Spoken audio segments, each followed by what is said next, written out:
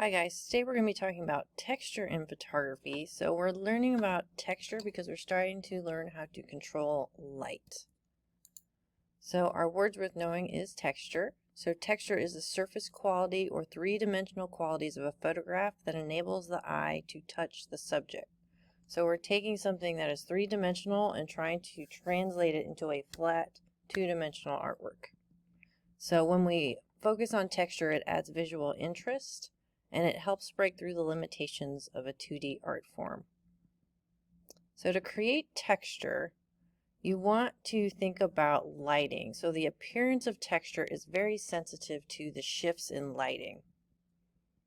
So the direction of light is going to affect how texture looks in your work.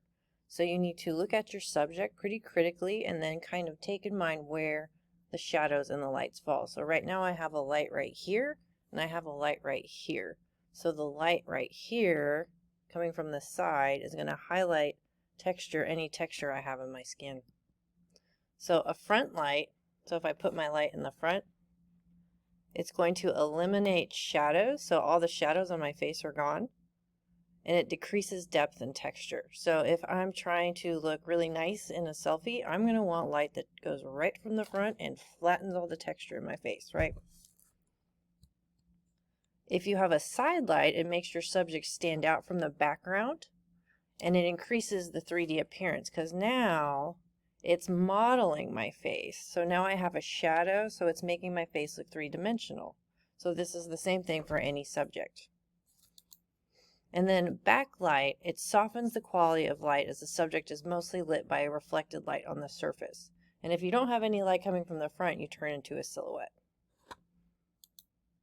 So to capture texture, the best time of the day is early or late in the day where the shadows are long and angular.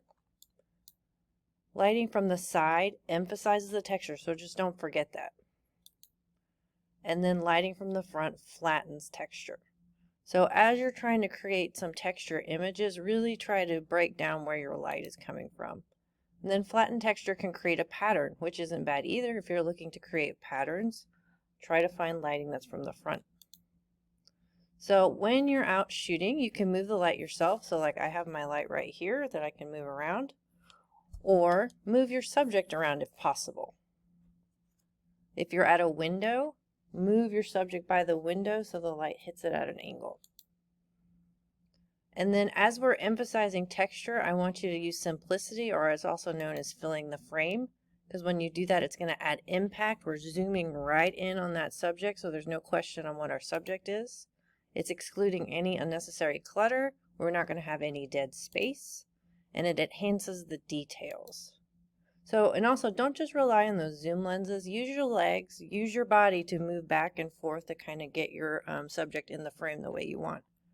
And then we might also have available some macro little screw-on magnifying lenses if we have those too, if you want to play around with those.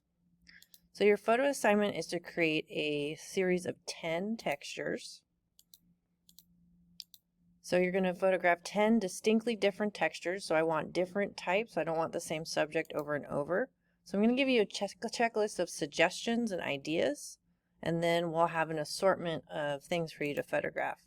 So every single photo, 90% of the frame should be filled with texture.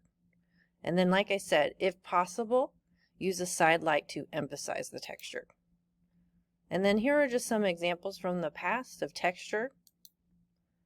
So some are outside, some are inside objects. So the object doesn't really matter as much as capturing a variety of textures.